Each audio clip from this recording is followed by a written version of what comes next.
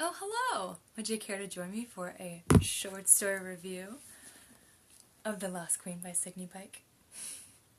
Then I'm theatrical and you love it. Alright, so this book, first of all, gorgeous, gorgeous cover. And she just announced an alternate cover for a trade paperback size, which this is an ARC, but trade paperback size, these big floppy ones that I love, like the Outlander books.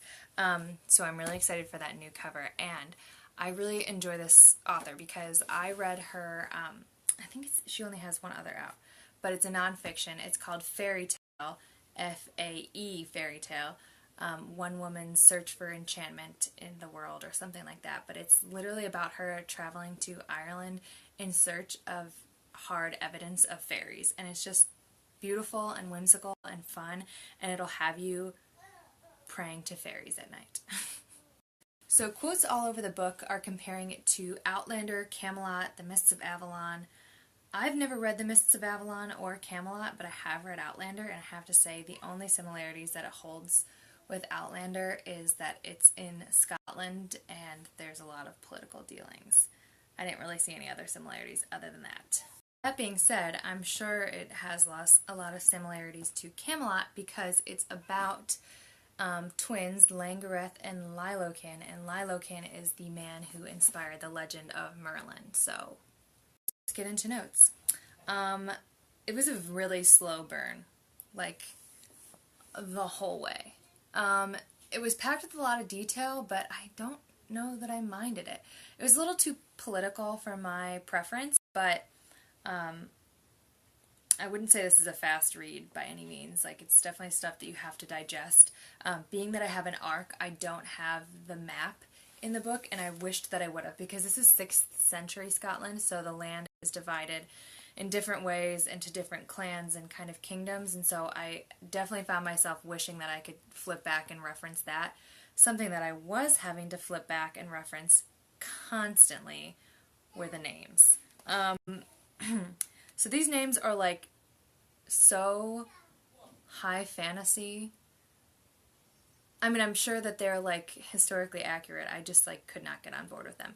Like, if you have to have a guide of like the names and the houses, but then the second page is the phonetic pronunciations of said names, it's a bit much. So like Languoreth, Lilocan, Gwentholi, Maelgwyn,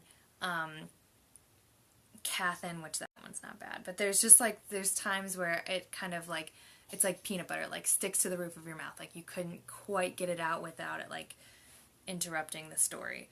So there's like Gwergi and Pereater, like those two especially, I constantly was like, it just slowed me down.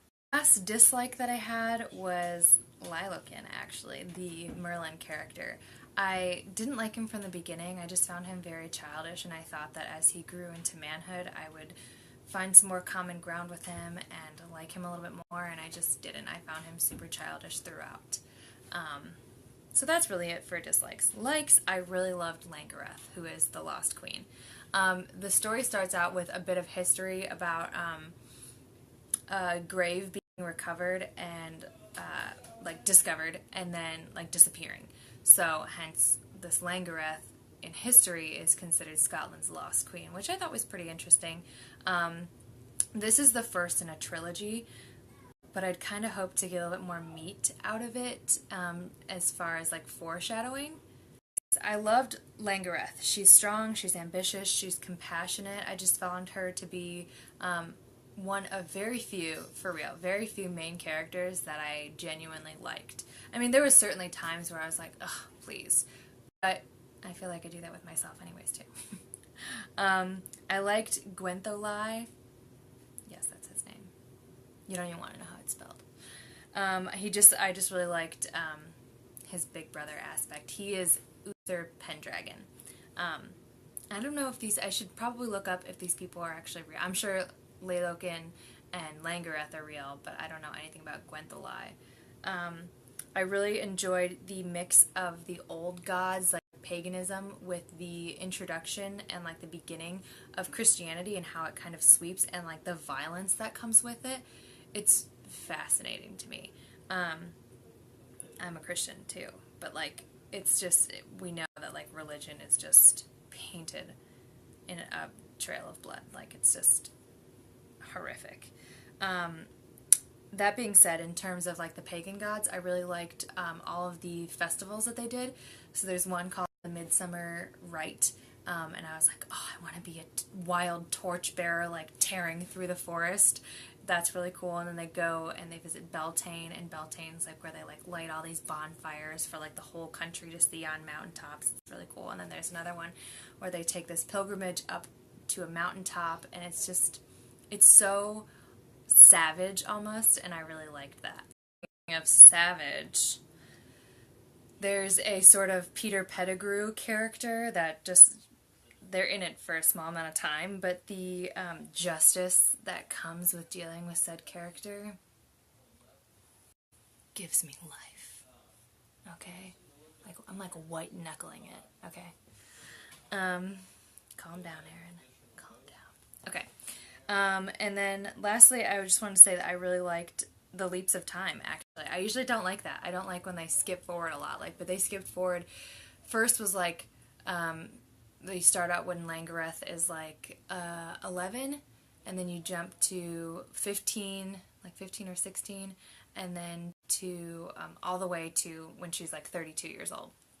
But I actually like that because I feel like it helped thin out all of the political and religious detail, because there is a lot of detail, which I'm genuinely surprised at myself that it didn't bother me. Although, I will say that like 2 nights ago when I was reading this, I was like on fire for it.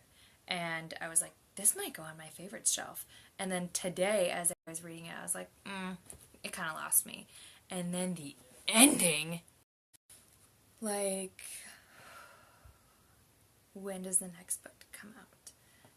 I just have a lot of anxiety from it, because it's like a build up to a war, and it's like so much is at stake, so many people that you hold dear and love, and it's like this super big conflict. Like, Languoreth is right in the middle, and you as the reader yourself, you don't know what you would do.